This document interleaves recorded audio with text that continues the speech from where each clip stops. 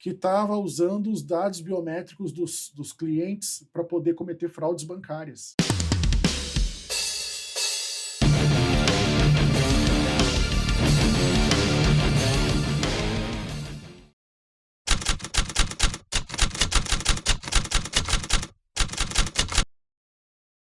Sejam todos muito bem-vindos ao novo capítulo, um novo episódio do SomaxiCast, o podcast da Somax que fala sobre empreendedorismo, tecnologia, segurança da informação e privacidade, a tão falada LGPD. E hoje, para bater esse papo comigo sobre proteção, privacidade, segurança da informação no mundo do futebol, no mundo esportivo, estou aqui com o meu grande amigo, doutor Evaldo. Seja muito bem-vindo. Bom dia, meu querido. Bom dia, Damião. Bom dia a todos. Obrigado aí pela oportunidade de estar aqui com vocês, nessa estrutura maravilhosa da Somax, falando um pouco daquilo que eu gosto de fazer, né? Que é trabalhar com proteção de dados no futebol, dentro dessa complexidade toda, dessas informações todas que a gente vivencia no nosso dia a dia. É um desafio muito grande, mas é muito prazeroso e bom contar com vocês aqui também para a gente poder falar um pouco do nosso dia a dia, como é que funcionam as questões relativas ao futebol, no esporte como um todo, como que a LGPD desembarcou e como a NPD vem tratando essa questão junto aos clubes de futebol. Então, eu acho que é importante a gente ter esses esclarecimentos aí junto ao público, né, para saber desse mundo à parte, né, da LGPD em relação ao futebol. É uma bolha, né? É uma bolha e agora ela está, assim, meio que abriu uma ferida, vamos dizer assim, né? A ferida está escancarada, a ferida está aberta e agora os clubes eles estão aí buscando a conformidade legal para poder ter essa maturidade quanto à LGPD. Obrigado aí pela oportunidade. Legal demais. E quando o assunto é esporte, é saúde. E quando falamos de saúde, a gente não pode deixar de falar sobre o nosso apoiador oficial, a Rede Magras, a saúde em primeiro lugar. Inclusive, nós estamos aqui provando aqui um energético da Magras muito bom. Ó, Cold Drink Energy, zero açúcar, bem gostoso, bem saboroso. Uma Magras sempre próximo de você. Saúde e bem-estar em primeiro lugar. Evaldo, para iniciar o nosso bate-papo, vamos começar pelo começo, meu querido. Muita gente não te conhece e vai ter a oportunidade de conhecer agora. Perfeito. Quem é o Evaldo? Fala aí. Bom, o Evaldo é um cara sonhador e que sempre busca desafios aí, está sempre impulsionado pelos desafios. Sou gaúcho de Uruguaiana e morei por muito tempo em Pelotas, no Rio Grande do Sul. E comecei a minha profissão como advogado em 2005 e depois de quase 20 anos já atuando como advogado, eu resolvi mudar o meu segmento de mercado e começar a atuar com proteção de dados e privacidade no final de 2019. E de lá para cá, a gente viu uma oportunidade de ter um nicho de mercado diferente, né, dentro do nosso escritório, que fica localizado em Florianópolis. E a partir de 2019 as coisas começaram a mudar e a gente começou a trabalhar com vários segmentos de mercado, buscando sempre a adequação e a conformidade legal dessas empresas, desde indústria, contabilidade, clube de futebol, também empresa que trabalha como corretora de seguros. A gente começou a trabalhar bastante com isso e eu me alinhei a um escritório de advocacia em Florianópolis, onde eu fui nomeado head daquele escritório da área digital. E aí, a partir disso, a gente começou a ter um olhar mais preciso, um olhar mais técnico em relação ao LGPD, porque a gente estava atuando como DPO as a Service em vários segmentos do mercado. E o que mais me chamou a atenção mesmo foi o do futebol, pela complexidade e pela minha paixão, né, pelo futebol e tá alinhado a minha paixão como torcedor e também ter esse cliente grande dentro do meu guarda-chuva, que foi o Palmeiras, onde eu atuei por 3 anos como encarregado de proteção de dados até final de 2022 mais ou menos, eu fui encarregado. E aí eu comecei a me apaixonar pela área e comecei a segmentar a minha área de atuação dentro da LGPD, buscando mais clubes de futebol. Era muito incipiente ainda, os clubes de futebol ainda não tinham esse interesse, até porque os clubes de futebol eles têm um core business totalmente diferente, né? Eles querem ali o direito desportivo, eles querem atender os contratos, eles querem atender as transferências, então tem atender o próprio clube social como um todo, mas não a questão da LGPD em si, em que pese já ter um compliance interno, alguns clubes já são mais organizados nesse sentido, ter o compliance interno, mas ainda não tinha esse braço, que seria um desdobramento do compliance, né, que seria a LGPD, ainda não tinha isso como premissa básica. Então, a gente começou a criar essa cultura, né, a partir das notícias de vazamentos de dados nos clubes de futebol, tanto no Brasil quanto no exterior, e os clubes começaram a minimamente buscar alguma orientação quanto a isso, mas era muito incipiente ainda, não tinha nada mais concreto, né, quanto a isso. Então, a partir de 2023 já começou essa onda dos clubes buscarem a conformidade legal através do projeto Estado Seguro, né, que é um projeto que foi provocado ali pelo Senacom, Secretaria Nacional do Consumidor, junto ao Ministério da Segurança Pública, do Governo Federal e mais NPD e CBF. Eles começaram a buscar a conformidade dos clubes em relação à proteção de dados por conta das pessoas que entravam dentro dos estádios com mandado de prisão em aberto. Então, isso fez com que os clubes buscassem uma adequação LGPD, porque eles teriam que compartilhar informações com o Ministério da Justiça, que faria um cruzamento com o banco de dados, para saber se aquela pessoa que estava entrando no estádio ela tem ou não um mandado de prisão em aberto. Então, ela vai fazer o cadastro, ela vai vincular esse cadastro ao CPF dela, e aí, quando ela for acessar o estádio, a própria Catraca ela vai emitir um código para o Ministério da Justiça em Brasília para saber se tem mandado de prisão em aberto, ou por racismo, por homofobia, por roubo de carro, por qualquer pendência, né? Qualquer pendência, dívida alimentar, pensão alimentícia, enfim. Tem mandado de prisão em aberto, a pessoa não entra no estádio. E vem funcionando isso. No Palmeiras, enquanto eu era encarregado lá, a gente já estava nesse trabalho, né, de contratar uma empresa que disponibilizaria ali o sistema de identificação, cadastramento biométrico com reconhecimento facial, que é a BIPES.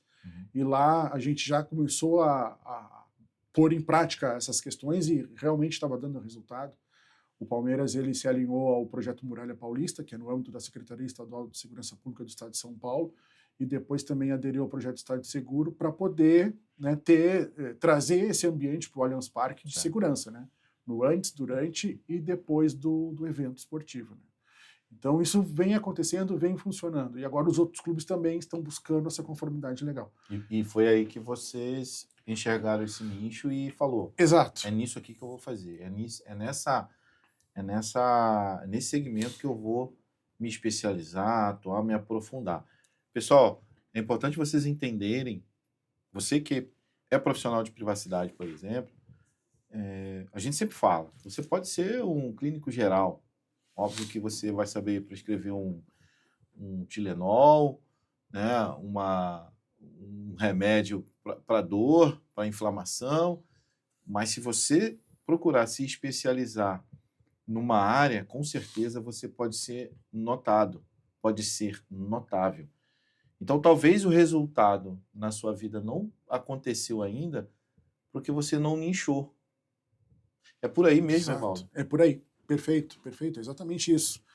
A partir dessa análise mais ou menos cirúrgica, né, do que eu estava vendo ali dentro do futebol, dentro do Palmeiras, final de 2022 ali eu saí desse escritório como head e resolvi, junto com mais dois outros sócios, abrir a Sport Privacy, que é uma empresa que faz parte de um grupo econômico maior, que é a B-Privacy Group, que tem mais ou menos vários segmentos de mercado nesse grupo, né? Tem indústria, comércio, hotéis, agência de turismo, enfim, todos aí buscando adequação, e a parte esportiva ainda não existia isso ainda. Então eu lancei essa ideia no final de 2023 junto aos sócios, ao CEO do B-Privacy Group, e falei com eles e, vamos fazer isso aqui porque eu acho que vai dar coisa boa. Vamos nichar esse mercado porque ele está carente de profissionais nesse sentido. Porque a gente, antes de criar a Sport Privacy, no final de 2023, a gente começou a perceber que nos clubes da Série A e da Série B, a grande maioria, nas políticas de privacidade, nomeavam advogados internos como DPO e pessoas profissionais do TI como DPO. E aqui há um claro e flagrante conflito de interesses na nomeação. Né? Vai contra o artigo 41 da LGPD e vai contra a resolução número 18, que fala do encarregado de proteção de dados em relação a conflito de interesses. Que, inclusive, essa resolução a gente tem falado muito, né? E trazido como norte para que nós possamos explicar de forma muito objetiva o que não pode. E dos trechos, né, dessa resolução da 18 é o seguinte: se você, dentro da organização, ele não veda o cara ter acúmulo de função, não está escrito lá que é vedado, mas ele diz que tem que tomar cuidado. Se a função que você exerce, ela ou influencia, olha só que legal, pessoal, ou influencia uma decisão, ou você é um tomador de decisão, você não pode ser encarregado de dados. Exatamente. Até porque tanto advogado interno quanto profissional do TI, ou até em outros casos que eu já vi dentro dos clubes, profissional do RH, nomeado como DPO, ele vai estar defendendo os interesses do clube, da instituição que paga o salário dele. E, na verdade, vai contra o que diz a própria resolução, porque o DPO ele precisa de autonomia, ele precisa transitar de uma forma livre e independente entre os setores daquela organização. É como se fosse um profissional de fora, um profissional externo mesmo. Né? Exato. A gente, às vezes, como consultoria, como assessoria, e assim como você no teu negócio, assim como a Somax, às vezes falar isso soa até como uma propaganda. Não, tem que contratar um DPO de fora. Mas, basicamente, é isso que a lei quer dizer. Sim. Se não for uma pessoa que é especializada, que tem que ter o conhecimento, tanto técnico como jurídico. E aí já começa assim, pô, como que eu vou achar um profissional assim? Beleza. É caro. Tem que ser, se não for esse profissional, tem que ser uma pessoa de fora, que consiga analisar qualquer decisão, qualquer tomada de decisão, de uma forma isonômica, de uma forma neutra, de uma forma que possa privilegiar, primeiro, a LGPD ela foi criada para privilegiar os direitos dos titulares. Exatamente. Do titular, do cidadão. Né? Então, quando você traz para o teu colo essa responsabilidade, o cara de TI, será que quando houver um incidente de segurança ele vai se autodenunciar? Isso é um ponto importante, né?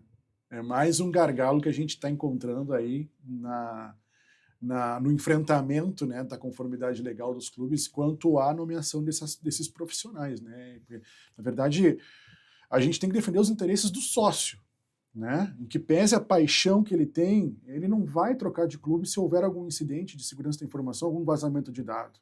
Ele pode até ficar chateado por ter acontecido isso no clube que ele torce, que ele paga ali a mensalidade. Mas ele não vai sair do Grêmio e vai para o Inter, ele não vai sair do Flamengo e vai para o Vasco, ele vai continuar sendo sócio. Ele pode até deixar de pagar a mensalidade, mas ele vai continuar torcendo para o mesmo clube. Com certeza. Né? Ele vai querer que aquele profissional que deu causa ao vazamento, é ele que troque de instituição e não fique ali, né? Trazendo esse tipo de problema para ele sócio. Né? Então o sócio em si não vai sair dali, pela paixão que ele tem. Então, dentro disso tudo, dessa complexidade, dessa paixão que a gente vivencia a todo momento, a gente criou essa empresa e a gente começou a ver os gargalos dentro dos clubes, começando a frequentar eventos desse porte, que falam só sobre futebol. E a gente começou a notar também que não tinha nada em relação à proteção de dados nesses eventos. Nada disso. Então, a partir de alguns contatos que a gente vinha fazendo em nome da Sport Privacy, a gente começou a fomentar isso a partir do ano passado. E a gente começou a perceber que, algumas empresas que fazem esses eventos estavam começando a dar sentido para isso. De buscar clubes que quisessem participar desses eventos, para que eles pudessem entender e ter uma consciência de que, precisamos nos adequar à LGPD. Parece que a gente estava prevendo alguma coisa para o futuro. Esse era o ponto. A gente estava prevendo alguma coisa e não deu muito. A NPD começou a soltar notas de fiscalização quanto aos clubes que estavam coletando dados biométricos para ter acesso aos estádios de futebol. E começaram a perceber que agora o buraco é mais embaixo, até porque isso está alinhado com a Lei Geral do Esporte, no artigo 144, 148 e 158, falando da coleta, da obrigatoriedade da coleta para estádios acima de 20 mil pessoas, mas tem um ponto importante. A Lei Geral do Esporte, ela diz que tem que coletar os dados biométricos, mas não diz como, de que maneira, de que forma. Ela não conversa com a LGPD. E não fala da segurança. Não fala nada disso. Então a gente precisa conversar, dialogar essas duas normas, essas duas legislações, para poder trazer os programas de privacidade para dentro dos clubes. E que é isso que está acontecendo, que está trazendo esse burburinho todo, porque com essas fiscalizações todas, agora a gente está no mato sem cachorro. E a grande maioria dos clubes não tem essa maturidade, não tem essa conformidade legal. E aí a gente entra nesse cenário de conformidade. Nós somos Sport Privacy, a única empresa de consultoria para clubes de futebol no Brasil, não tem nenhuma ainda nesse sentido. Alguns escritórios de advocacia atuam nessa área, mas não trazem esse cenário, esse escopo maior de tanto a questão regulatória, jurídico-regulatória, quanto a questão da segurança da informação. O advogado por si só, ele tem essa premissa, essa essência de buscar a questão regulatória, mas esquece da segurança da informação, e nossa empresa trabalha nesses dois nichos, né, nessa multidisciplinariedade. E a partir desse cenário a gente começou a buscar alguns parceiros aí que estão na mira da NPD. Semana passada fomos nomeados DPO aí do Santos Futebol Clube. A gente já tem ali a representação como DPO nos processos da NPD que buscam a fiscalização. E também a CBF também está nos buscando agora também para fazer cursos e treinamentos. Já fiz cursos e treinamentos no ano passado na CBF. Isso que eu iria te perguntar, né? Porque você falou ali que quando a gente fala da proteção de dados dos titulares, a gente não está falando de organização, a gente está falando de sócios, a gente está falando de torcedores. Uhum. E gostaria até de mandar um abraço para o nosso amigo Vitor, né? Lá de São Paulo, que é DPO da Gaviões da Fiel. Acho que é o único DPO de uma torcida organizada. Um grande abraço, meu querido Vitor. Conversei com ele no evento em Porto Alegre. Isso, conversamos lá, né? Exato. E eu acho que é bem por aí, né? Essa mudança de cultura, essa visão de proteção, protecionista, ela precisa ser mais difundida, mais divulgada. Mas como que isso acontece se quem regula, quem comanda o futebol, por exemplo, a CBF, não tiver iniciativas que possam proporcionar isso, né? Gostaria que você falasse um pouco desse teu trabalho lá na CBF, que, pelo que eu entendi, você estava iniciando a falar algumas palestras, algum curso, Exato. alguns treinamentos que você tem feito lá, né? Exatamente. A partir de 2022 eu já comecei esse movimento, né, de conscientizar a CBF quanto a esse ponto, porque a gente fazendo esse exercício de futurologia, a gente começou a perceber que mais na frente, 3, 4 anos depois, a gente iria buscar esses entendimentos junto à CBF, porque a CBF como entidade desportiva, ela também precisaria estar inserida nesse cenário, né, Damião? Então, comecei esse movimento lá em 2022 e no ano passado a gente já começou a dar aulas nos cursos de governança corporativa na CBF Academy, né, que são coisas distintas. Lá na CBF Academy o pessoal começou a perceber que fazia sentido mesmo essa questão regulatória em relação à LGPD dentro dos clubes de futebol. Eram vários clubes, inclusive clubes da Europa, que estavam participando desse curso, né? E lá na Europa a gente sabe que o regulamento é outro, né? O GDPR é muito semelhante ao nosso, mas é muito mais adiantado do que o nosso. E lá eles começaram a perceber também que precisariam estar adequados ao regulamento europeu. Tem muito gap ainda, né? Tem falar muita coisa. Eu tenho um relacionamento com vários profissionais, e inclusive autoridades, por exemplo, Portugal, sobre o regulamento europeu e a própria GDPR, as próprias leis nacionais. Lá na Europa, apesar de ter regulamento, cada país tem a sua lei, tem a sua autoridade. E muitos deles falam mesmo, cara, não está muito longe do Brasil não, porque isso é cultural. E aí, quando a Uhum. gente fala de cultura, o Brasil hoje é um país que o próprio titular ele não se preocupa com os dados deles. Você vê que ele chega numa farmácia, por exemplo, se a pessoa falar, pô, me dá do seu CPF aí que eu vou te dar desconto. Ele vai lá e Vai lá e dá, dá. entendeu?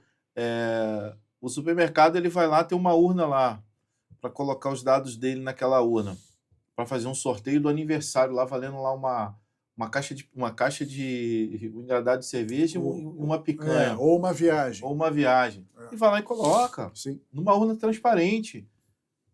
Então ele não para poder analisar que a segurança dos dados dele passa muito pela cultura de entender, cara, eu preciso fazer isso? Será Uhum. que vale a pena? Então, estatisticamente, o brasileiro já não presta atenção nessa segurança.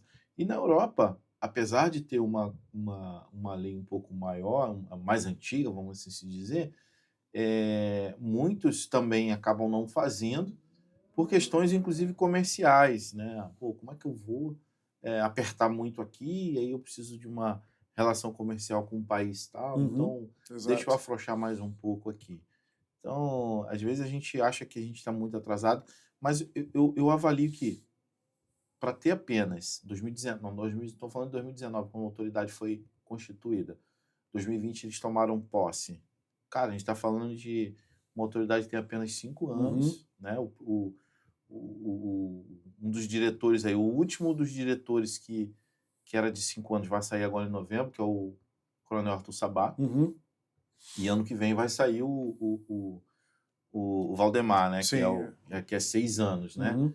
Foi, para quem não sabe, pessoal, toda a diretoria da NPD ela foi nomeada e quando foi nomeada foram de mandatos escalonados, ou seja, cada um dos mandatos iriam acabando gradativamente.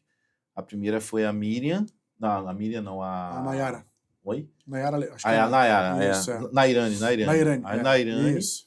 depois a Miriam, mas a Miriam foi reconduzida ao cargo, Isso. né? Hoje ela está com mandato vigente. E assim vai, né? Então, para 5 anos de autoridade, cara, eu acho que foi feito bastante coisa. Sim.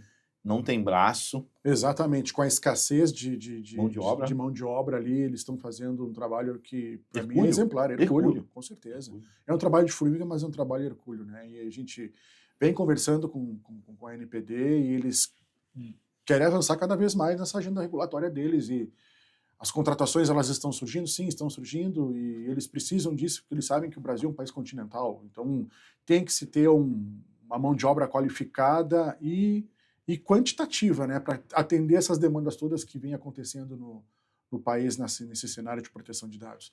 Mas falando da questão da CBF, a gente precisa levar isso para o topo, porque eles precisam ter essa Para consciência descer para os para clubes, descer né? para os clubes e para as federações como um todo. Porque se a gente não olhar para cima Tem e as ver... federações, né? As federações também têm um tem papel fundamental nisso aí. Né? Exatamente, o papel é muito grande deles, é fundamental. Então a gente vem trazendo essa conscientização para a legal. CBF. Agora, até dando um spoiler aqui, a gente vai continuar ministrando as aulas com a CBF Academy, no outro curso de governança que vai ocorrer, acho que agora para setembro ou outubro. E também vai ser estendido isso para a CBF. A CBF presidência, presidentes das federações, enfim, a gente vai escalonar essa conscientização para chegar no topo, porque a CBF ela está vendo também que precisa participar, ser mais ativa na questão da proteção de dados e privacidade, por conta das legislações vigentes, né, e por conta das atuações da NPD na regulamentação de algumas lacunas que a LGPD deixou, né, e também da questão do projeto Estado Seguro. Então, eu acho que se a gente começar a criar esse cenário do esporte em relação à proteção de dados mais robusto, com mais gordura, né, falando no linguajar claro, aí as coisas vão começar a tomar um rumo diferente, né? E o sócio, como titular de dados, ele vai se sentir muito mais seguro, porque a gente está tratando de dados pessoais que são extremamente sensíveis e que tu sabe que precisa de uma cautela maior, né, Damião? Tanto na questão das crianças e adolescentes, quanto na questão dos dados biométricos, a gente precisa dessa cautela. Dados de saúde? dados de saúde dos atletas, né, análise de desempenho. Aconteceu isso no Palmeiras, não sei se foi público, né, mídia, 22, eu posso falar sobre isso. Aconteceu isso, um vazamento de dados de um fornecedor do clube, né, de um operador que estava tratando dados em nome do clube, de dados de atletas, eletrocardiograma, dados sensíveis, dados de saúde. A mídia está buscando isso, ela quer o furo, mas foi investigado e foi verificado que quem deu causa a isso não foi o clube, mas sim esse prestador. E todas 70% o ataque, o problema acontece nos operadores. Né? Exatamente. Então a gente precisa ter essa conscientização como um efeito cascata, né? Do controlador para os operadores, para que todos estejam falando a mesma língua, todos estejam na mesma página e todos alinhados. Porque a NPD, ela está apertando, ela está buscando a conformidade legal e ela está trazendo, chamando a atenção também, através da sua atuação, de outros players que não são do meio esportivo, por conta dos dados biométricos. A gente entra num condomínio hoje, a gente tem que deixar nosso reconhecimento facial para ter acesso. Então, esse segmento de mercado, ele também está de olho. ONGs que trabalham com direitos de crianças e adolescentes também estão envolvidos nesse cenário, que já também se cadastraram no processo SEI dentro da NPD. Para quem não sabe, o processo SEI é o sistema eletrônico lá de informações, onde há ali as fiscalizações, os processos administrativos sancionadores. É o Instituto Alana, que defende os interesses das crianças, também está envolvido, porque ele também tem interesse em saber como que vai se desdobrar essa situação da fiscalização quanto ao tratamento de dados de crianças e adolescentes nos clubes de futebol. Então é um cenário de muito risco, um risco enorme o tratamento de dados, porque a gente fez algumas pesquisas e chegamos à conclusão que de 80% a 90% dos dados dos clubes de futebol, a grande maioria da população brasileira deixa seus dados nos clubes. Esse é o ponto. E olha o risco que a gente está correndo no tratamento desses dados. Olha o fluxo informacional dentro dos clubes de futebol quanto a várias categorias e natureza de dados pessoais que transitam nos setores dos clubes de futebol de uma forma desordenada. Onde não se tem um relatório de impacto para saber uma análise de risco daquele tratamento daquele dado, onde não tem um registro das atividades de tratamento para saber qual é o ciclo de vida daqueles dados, por onde ele entra, onde é que ele fica armazenado. Com quem que ele é compartilhado. Com quem que ele é compartilhado, se é compartilhado com o órgão público, se é compartilhado com o setor privado, por quanto tempo ele fica armazenado, quais as medidas de segurança que os clubes adotam para proteger essas informações. A gente sabe muito bem que isso não existe dentro dos clubes. Se existe, é de uma forma muito mínima. Amadora, né? Amadora. Então a gente precisa ter essa robustez. Tá, tudo bem, trabalhamos com dados biométricos, inteligência artificial embarcada, o nível de acurácia para pessoas negras é muito baixo. Muito baixo. Né? É muito baixo. A gente teve exemplos aí de má conclusão, inclusive identificação de falso positivo nos Estados Unidos, em diversos locais. Exato. Estádios de futebol, estádios de beisebol, né, em grandes eventos, farmácias, enfim, lojas. O nível é muito baixo. Uhum. E se tratando de Brasil, por exemplo, a gente sabe que há essa mistura. Sim, exato. Né, de raças, né, de etnias. E isso traz um risco. Tanto que na própria China isso é um problema. Uhum. Isso é um problema na China. Se você olhar um chinês, hoje você sabe que realmente tem uma dificuldade muito grande de identificar. Será que é ele? Será que não é? Exatamente. E da mesma forma, o Brasil, por ter essa mistura, né, de afrodescendentes, cara, é bem complexo. Teve um tempo atrás que eu consegui desbloquear um aparelho que era do meu irmão com a minha foto. E olha que nem gêmeos nós somos. Uhum. E aí? Como que isso pode? Como que isso acontece? Né? Então, essa questão de segurança, e aí eu levando o papo até para essa questão um pouco mais técnica, falta realmente o investimento das empresas, dos clubes, com relação à segurança, né? Minimamente. Primeiro já começa na análise do fornecedor, e eu acho que esse é um ponto principal. Você que quer contratar um serviço, principalmente de tecnologia, pessoal, que vá prestar um serviço que vá tratar dados, principalmente biométricos, precisa entender o que ele faz com relação à proteção e privacidade de dados, a segurança da informação. Será que essa empresa que você quer contratar está em conformidade?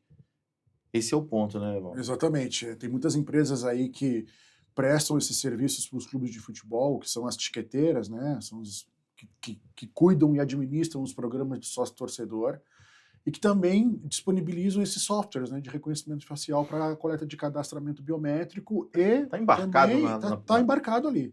A inteligência artificial está embarcada ali e também a gente precisa entender e fazer um due diligence, né, vamos dizer assim, para entender se aquele fornecedor está ali adotando as medidas mínimas, né, de prevenção e boas práticas em relação à proteção de dados. Tem muitas empresas aí que precisam de uma robustez maior no tratamento dos dados pessoais. Não fazem o mínimo, né? Não fazem o mínimo. E estão oferecendo, e tem clube que também não tem conhecimento sobre isso, Damião, e acaba contratando. Esse é o ponto. Entra numa barca furada. Porque avaliam só pelo preço. Vai para o conselho, o conselho fala, é o menor preço. Exato. A gente tem caixa para pagar, tem budget separado. Tá, então vai e contrata. E falando sobre isso, olha só que legal, né? A gente está falando aqui de futebol. Mas não é só o futebol. Existem clubes sociais aí e desportivos de vários nichos, né? De vários mercados que também hoje estão em vulnerabilidade. A gente tem clube de tênis, por exemplo, que, inclusive, mandar até um abraço para o nosso amigo o Everton, que trabalha lá no clube de tênis lá em São Paulo, o Harmonia. Um grande abraço para você, meu querido. E lá, por exemplo, quem joga tênis tem uma renda per capita um pouco diferente, né? A gente, vamos falar a verdade. A gente até brinca com todo visitante que vem aqui na Somax que a gente tem um campo de golfe aqui na frente, né? E com certeza, no final de semana, a gente tem um fluxo. Meu produtor aqui, o Márcio, até comenta, né? Tem engarrafamento de helicóptero, né? Aqui, né? Tem engarrafamento de helicóptero. E é verdade. Então, você vê, no quadro societário, tem pessoas que têm uma renda alta, são de ticket alto, mas o filho precisa do exame médico para poder frequentar a piscina. Porque não é só o tênis. Sim. Tem lá, tem a parte social que também precisa ser utilizada. E tem a piscina, tem recreação, tem outras atividades que o clube precisa. Hoje, se você fizer um apanhado, existem vários clubes sociais, assim, né? Sem ser de futebol, obviamente, que também estão negligenciando a Lei Geral de Proteção de Dados. Você também vê isso, Evaldo?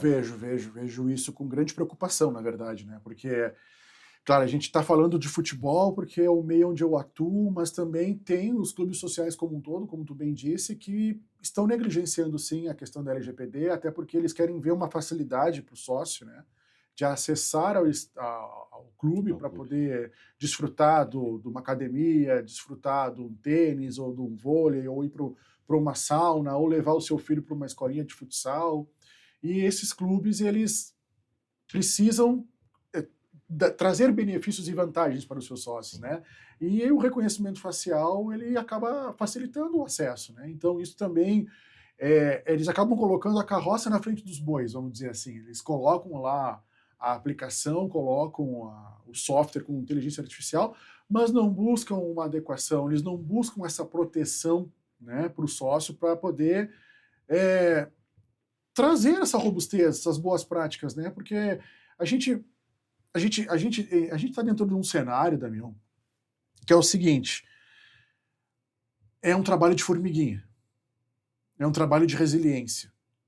A gente precisa a todo momento bater nessa tecla, trazer essas questões para dentro dos clubes, conscientizar e evangelizar os CEOs, né, os CEOs, os presidentes dos clubes, enfim, quanto a esse nível de maturidade. Porque a gente agora, há pouco tempo atrás, teve uma operação da Polícia Civil de um funcionário de uma agência telefônica, de telefonia, de telecomunicações, que estava usando os dados biométricos dos clientes para poder cometer fraudes bancárias. Isso foi há uma semana atrás.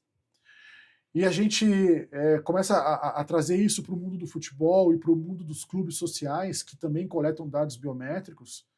Se a gente deixar essa pessoa que não tem um treinamento dentro de uma empresa quanto à coleta dessas informações sensíveis, é um prato cheio para fraude.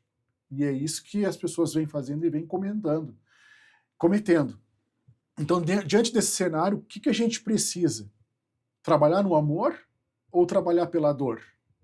No amor é conscientizar, engajar e fazer com que aquele CEO entenda que ele precisa adotar essas boas práticas dentro da empresa. Na dor se tu não fizeres isso, meu amigo, tu vai tomar uma multa. Tem CEOs aí que pagam para ver. Depende do apetite de risco de cada um. Se o cara tem bala na agulha para pagar uma multa, ele vai deixar a boiada seguir. Agora, se ele tem essa questão da prevenção, essa questão de pensar, opa, eu preciso, né, manter os meus contratos em dia, preciso manter os meus fornecedores me fornecendo o que eu preciso e preciso ter essa conscientização, eu vou fazer isso, eu vou aplicar LGPD dentro da minha empresa. Então a gente precisa dessa conscientização, dessa resiliência, e é um desafio que a gente está ainda trabalhando, porque são 5 anos de LGPD, são 5 anos de LGPD e tem muita coisa para acontecer. À medida que as coisas forem aumentando, a tecnologia ela vai avançando, a inteligência artificial ela vem e leva consigo a LGPD, ela traz consigo a Lei Geral do Esporte, ela traz consigo as notas técnicas da ANPD que acabam regulando a própria LGPD, as resoluções, né? Tudo isso, a inteligência artificial em si, ela traz consigo, de carona, todo esse ambiente normativo. A LGPD por si só ainda me parece que precisa de mais empurrões como esses. A inteligência artificial ela traz isso consigo. Então, a LGPD ela vem de carona e a gente vai no trabalho de formiguinha para poder conscientizar a população. E não a minha preocupação não é só a questão da empresa em si. A minha preocupação também, Damião, é a questão das pessoas. Conscientizar as pessoas. Me parece que neste primeiro momento as pessoas ainda não, a grande mídia ela não está conseguindo atingir o seu público. Ela não está conseguindo atingir as pessoas quanto à conscientização na proteção de dados. Né? É cultural, uma questão cultural. Lembra que eu falei, o Brasil hoje é um país que os brasileiros não se preocupam com a privacidade deles. Então, para eles, é só uma lei. É só uma lei.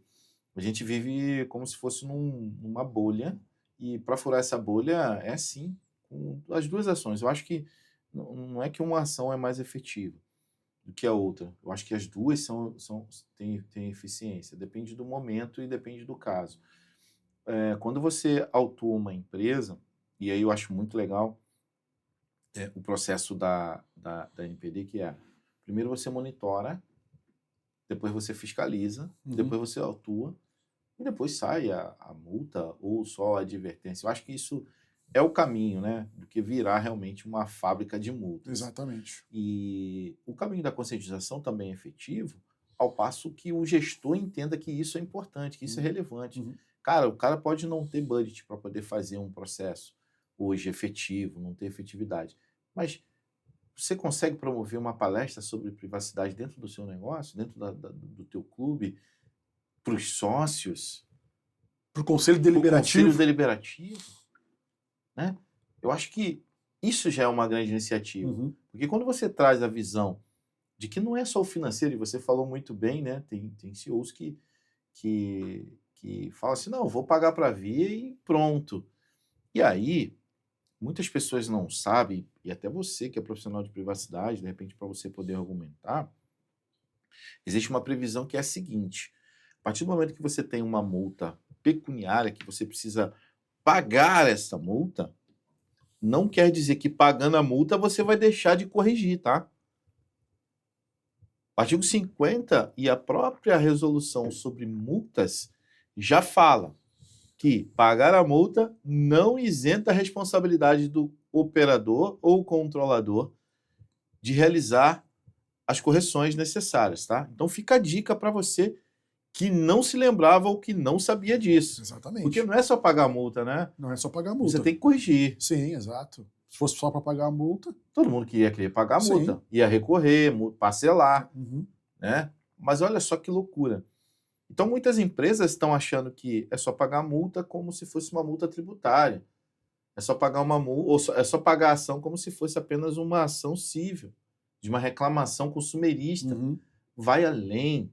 Você precisa se adequar. Exato. E pior, você acender a luz de vermelho, o red flag lá na NPD, a NPD vai ficar em cima para te cobrar a efetividade, né? Até foi um ponto importante que tu trouxe agora, que é a questão da educação.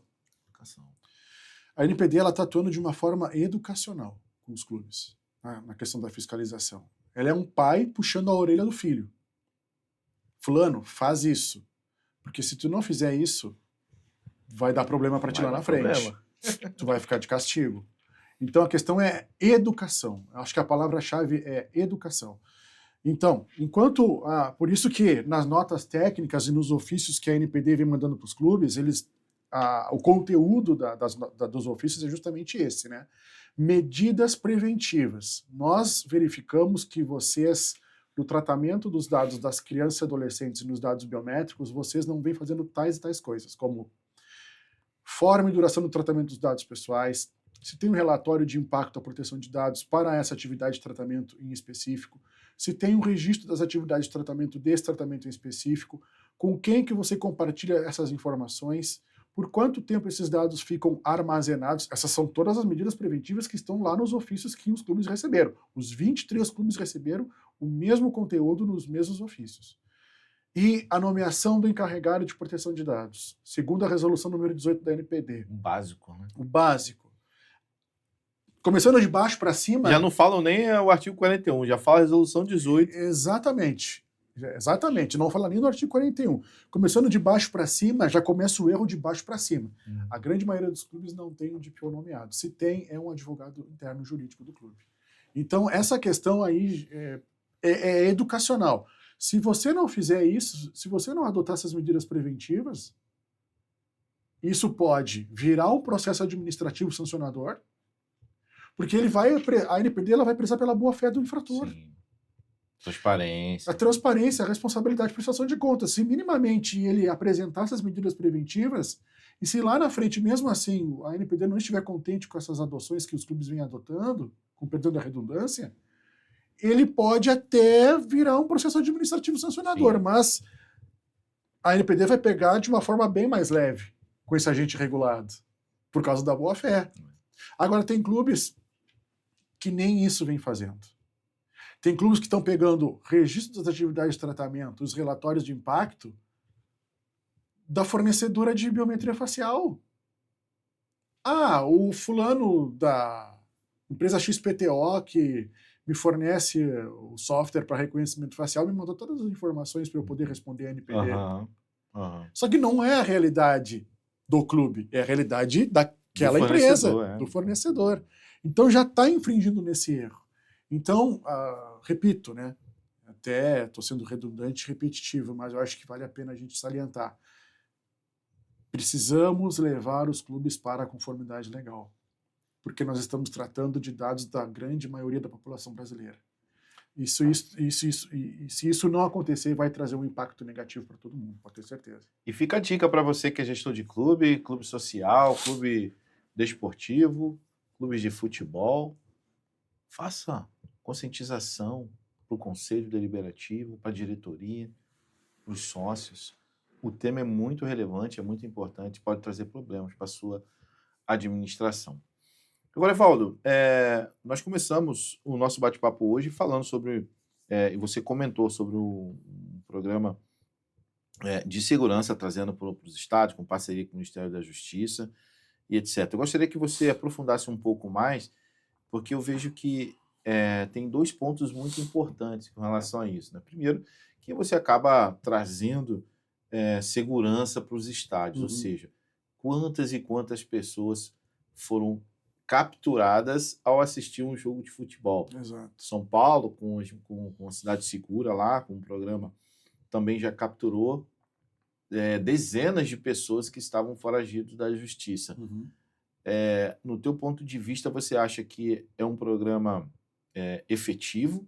Tem, obviamente, suas consequências, que é toda essa questão de segurança, como que você trata tudo isso, mas você vê pontos mais positivos nesse aspecto? Sim, com certeza, né? O projeto Estado Seguro, a nota técnica 175 de 2023, ela tem uma finalidade para tratamento de dados pessoais para fins de segurança pública, né? Boa. Então a NPD ela atua ali como um órgão técnico, né, que vai emitir pareceres e opiniões em relação àquele tratamento de dados pessoais. Então ela está dentro daquela exceção do artigo 4º da LGPD. Artigo 4º, exato. Isso. Para quem não sabe, pessoal, o artigo 4º da LGPD, ele define exatamente quais são as exceções no tratamento de dados que não precisam, obviamente, ser enquadrado em nenhuma hipótese de tratamento. Segurança pública é um deles, e aí esse projeto acaba abraçando essa situação. Né? Exato, exatamente. Para fins de repressão penal, infração penal, defesa nacional, segurança pública, enfim. Então, a LGPD nesse caso não se aplica, mas o artigo 4º ali, ela traz essa questão da LGPD em emitir essas opiniões e pareceres.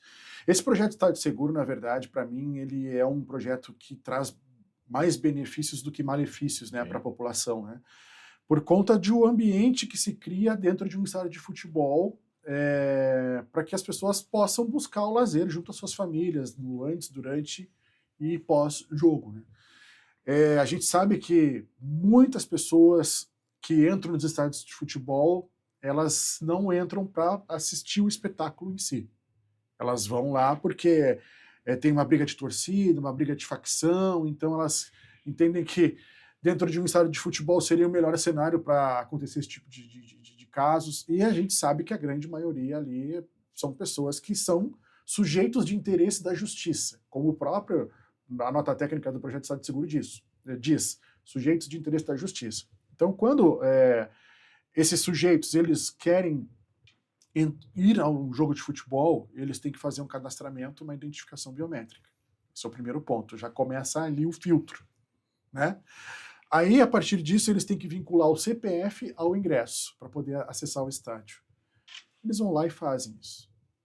Só que no momento que eles vão acessar o estádio, a própria catraca ela vai emitir um código, onde esse código ele é enviado para o Ministério da Justiça e Segurança Pública para uma base de dados lá em Brasília, para saber se essa pessoa tem mandado de prisão em aberto ou não. Qualquer pendência. Qualquer pendência. Na hora, a catraca tranca. Rapaz, que sensação, na hora, hein? a catraca tranca. Ele não consegue acessar o estádio de futebol. Que sensação. Aí começa o problema. Vamos à seguinte situação. Flamengo e Vasco. Final de Campeonato Carioca. Nossa. Tu que é do Rio de Janeiro, Já, sabe como é que já fui muitas, já fui muitas. Exatamente, sabe como é que funciona. Pancada estanca, filho. Eu já ouvi chefe de torcida dizer que traficante tem direito a ir ao estádio de futebol. É o lazer dele, ele quer ir. Já ouvi isso. Só que quando chega nesse momento, esse cara tem mandado de prisão em aberto. E tá toda a torcida que ele lidera atrás dele, querendo entrar. Imagina ele tentando entrar e não consegue. E os caras já estão com álcool a níveis elevados. Nível poder hard. E ele não consegue entrar. Imagina a que ponto a gente vai chegar nesse momento e a confusão que vai se criar se esse cara não entrar. Que louco. Aí é uma questão estratégica do clube, para não criar mais ainda confusão na hora de acessar o estádio. Ou tu traz uma segurança com 4, 5 seguranças e retira aquele cidadão dali e leva para uma salinha, ou tu faz de uma maneira mais discreta. Mais inteligente. Mais inteligente. Vamos supor, tu pega 3 mulheres que são segurança privada do clube, discretamente pegam aquele cidadão e conduzem ele para uma sala. Tu vê que tem uma diferença. Porque eu acho que o que vai chamar mais atenção? 4, 5 caras abordando aquele cidadão, ou 3 ou 4 mulheres que gentilmente conduzem aquela pessoa. Então esse é o ponto. O projeto está... Onde que eu quero chegar com esse ponto? O projeto Estado Seguro ele vai trazer benefícios, porque ele tem vários procedimentos que os clubes têm que seguir para aderir a esse projeto. Legal. Um dos procedimentos é ter uma sala específica, como um juizado especial do torcedor. GCRIM. Isso, com uma mesa, com cadeira, com climatização, com café, com água, com um juiz, com um promotor, com alguém do clube representando o clube, porque tu está dentro daquele ambiente do clube, tem que ter alguém ali representando o clube, e ali vai ser lido o mandado de prisão que o cara se submeteu. Correto. E ali vai acontecer a magia. Tem que ter o DPO, tem que ter todo aquele ambiente ali envolvido, e aí o cara vai ser conduzido para uma delegacia para tomar o depoimento dele em relação àquele mandado de prisão aberto. Isso já abrevia um problemão dentro do estádio. Mas isso não acontece só no acesso. Tem vezes que as pessoas falsificam ingressos, usando inclusive dados de menores de idade para ter desconto na compra do ingresso. E eles entram no estádio. Isso não acontece no Brasil, não. Não, de forma alguma, pelo amor de Deus. E acontece muito. Aconteceu no Santos há um tempo atrás isso. Isso foi me dito pelo jurídico do clube. Então a gente quer evitar esse tipo de problema. E o projeto Estádio Seguro ele traz esses benefícios. Várias nuances, né? Várias nuances. E dentro do estádio tem aquele monitoramento, aquela vigilância ali, daquelas câmeras, né? Que dá também para, no momento que a catraca emite esse alarme, a partir desse momento, começar a fazer um monitoramento mais próximo desse torcedor, dessa pessoa. Se não quiser fazer abordagem, pode fazer uma abordagem, por exemplo, quando ele se levantar para ir no banheiro. O cara vai lá, vai tomar cerveja.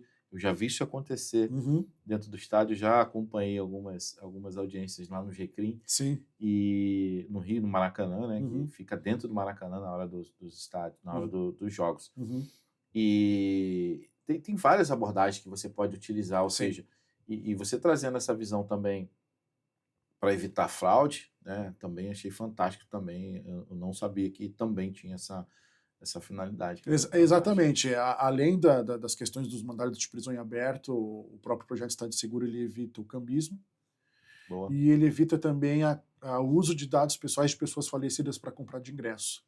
Né? Então o projeto está bem alinhado. O que acontece? Os clubes eles não ficam com esses dados. Quem fica com esses dados é o Ministério da Justiça e Segurança Pública. Eles têm um programa dentro do Ministério que é o Córtex.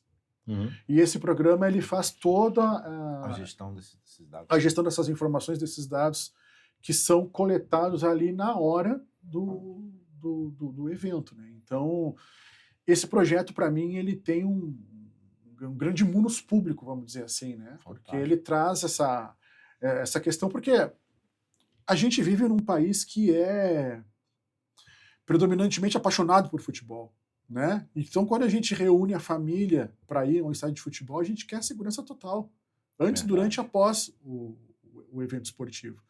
E esse projeto ele também traz as questões de avisos de privacidade que tem que ter no ambiente externo do estádio. Né? Então, a gente está dentro de um estacionamento que fica ali perto do estádio, que é um ambiente externo. Já ali, o projeto já diz que tem que ter avisos de privacidade dizendo que aquele ambiente está sendo monitorado e vigiado. Né? Por conta de, ou o projeto Estádio Seguro, ou por conta da LGPD. Então, enfim, tem que ter esse aviso já quando a gente chega no ambiente desportivo. E para você que acha que é somente uma placa dizendo sorri que está sendo filmado, não é nada disso que a gente está falando. Não, exatamente. Uma imagem, por exemplo, ela precisa hoje ter uma hipótese de tratamento adequado, ou seja, precisa ter uma finalidade, precisa ter uma razão. E essa razão, essa finalidade, precisa estar descrita na política de privacidade. Então, se você não tem nem política de privacidade, é bom você entender que é necessário já começar algumas coisas com relação à proteção de dados. Meu querido, falando de futuro agora, o que você enxerga aonde que a privacidade no Brasil, né, vai chegar? Qual é o seu prognóstico a curto, a médio e a longo prazo? O que você está enxergando? Você já está no mercado aí há alguns anos e hoje, 2025, daqui para frente, o que você enxerga? Eu enxergo um futuro muito promissor na adequação à proteção de dados. Eu enxergo minimamente um nível de conscientização bom, pode ser melhor, mas por enquanto bom em relação às pessoas, aos titulares. Eu enxergo a NPD como um órgão que traz o compliance, traz a conscientização e está escalonando isso cada vez mais. Claro que dentro daquilo que a gente já comentado em relação a número de membros e braços e mão de obra qualificada, eu acho que a NPD traz essa segurança jurídica para esse cenário e ela precisa de mais pessoas para poder conduzir esses trabalhos de uma forma mais assertiva, mas ela está caminhando a passos de formiga, mas ainda continua caminhando, ela não está parada. Então, acho que a qualificação dos próprios membros da diretoria da NPD e dos seus servidores faz com que isso aconteça de uma forma mais célere.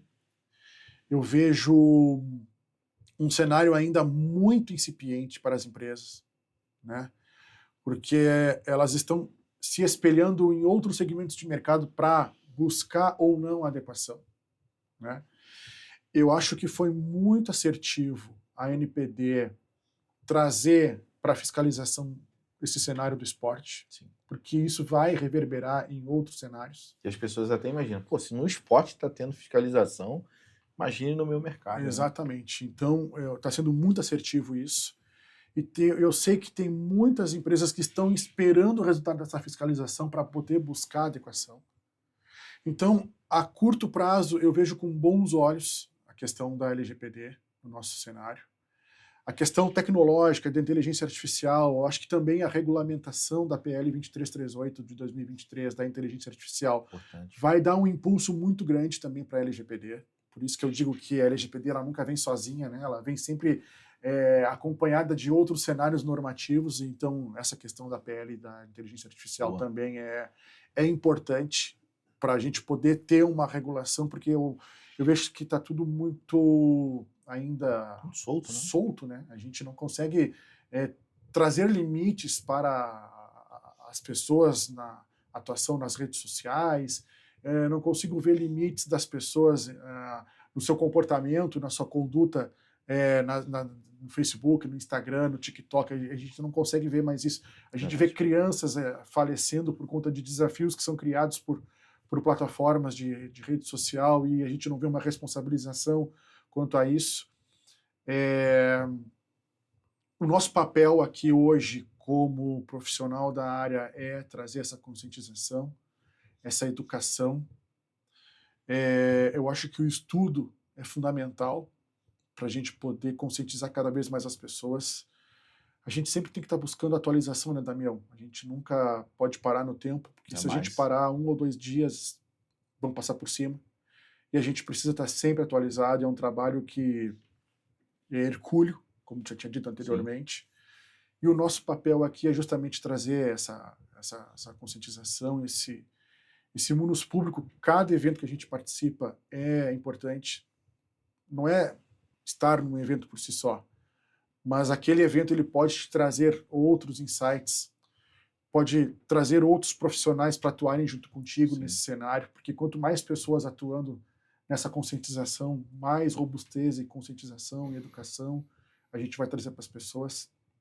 E eu acho que num futuro próximo, de tanto que a gente se torna vítima desses hackers, dessas pessoas mal intencionadas, mais a gente vai tendo conscientização. Né? Então a gente vê todos os dias fraudes com os nossos dados pessoais, todos os dias as pessoas sendo lesadas, principalmente as pessoas mais vulneráveis, os idosos, quanto aos seus dados pessoais, ou é um uso de reconhecimento facial de idoso para poder abrir conta em banco, ou é um motoboy que está se passando por um entregador e tira uma foto da pessoa para fazer validações, e a gente, sendo vítima desses ataques, infelizmente, na dor, a gente vai se conscientizando. Então, eu acredito que, no máximo, não posso dar um prognóstico de tempo, de limite, mas eu acho que nos próximos anos a gente vai ter uma conscientização muito maior e espero que as pessoas também se conscientizem, né? Não só as empresas querendo conscientizar, mas também as pessoas também buscando uma autoconscientização para evitar esses problemas no futuro. Então, a gente está aqui para conduzir as pessoas para essa legalidade. Eu acho que é importante a gente ter esse trabalho e esses espaços como o teu aqui para poder disseminar essa cultura são fundamentais para que as pessoas tenham essa maturidade, né, que a gente tanto busca aí todos os dias. A gente sempre chega num momento de dica aqui dentro do nosso podcast, com a finalidade de ajudar os empresários, ajudar as empresas e os nichos de negócio a entrar em conformidade. E nada como um excelente profissional, assim como o Evaldo, para poder trazer essas dicas. O clube que ainda não iniciou, o clube que ainda não fez nada, qual a dica que você pode deixar aí? Uma dica matadora, meu amigo. O clube que não começou nada já está atrasado. E ele precisa fazer isso para ontem de manhã. Ele precisa buscar adequação, porque a NPD está sendo muito assertiva, ela não vai dar colher de chá, isso vai virar um processo administrativo sancionador, as pessoas têm que ter essa consciência, principalmente quem comanda os clubes. Os CEOs têm que ter essa conscientização. E não é só para inglês ver. Eles precisam estar engajados, é top-down. É desde o CEO do clube até o senhor que serve o café, até o senhor que faz a faxina, até o senhor que tem um controle de acesso para os carros poderem entrar. É do POP, né? Do porteiro Exatamente, ao presidente. Do POP. Então, essa conscientização é fundamental. Eles precisam buscar a adequação o mais rápido possível, porque se eles não estão na linha da fiscalização, eles vão entrar. Porque a própria nota técnica número 5 da NPD diz que aqueles 23 clubes ali não se esgotam. Pode ser incluídos mais clubes. Pode ser incluídos muito mais clubes ainda que vão adotar a biometria. Não precisa ser um estádio com mais de 20 mil pessoas para adotar a biometria. A Lei Geral do Esporte fala que tem que ser acima de 20 mil. Mas os clubes que têm 5, 10 mil pessoas de capacidade dentro do seu estádio, quer colocar um reconhecimento facial, ou no próprio clube social mesmo, não precisa nem ser no estádio. Clube social. Exato. Não precisa ser no estádio, no acesso ao estádio, pode ser no próprio clube social. Se eles colocam um reconhecimento facial, eles precisam buscar adequação. Porque eles estão tratando de dados pessoais sensíveis. E que pode gerar algum tipo de discriminação se houver algum tipo de vazamento ou um tratamento irregular. Então, recomendo fortemente. Busque um profissional especializado na área de proteção de dados para clubes de futebol, porque a gente vai entender todas as dores, porque a dor do Inter é a mesma dor do Flamengo, é a mesma dor do São Paulo. Então, esse profissional, ele está capacitado e gabaritado para poder entender a tua dor e trazer o remédio para estancar essa sangria.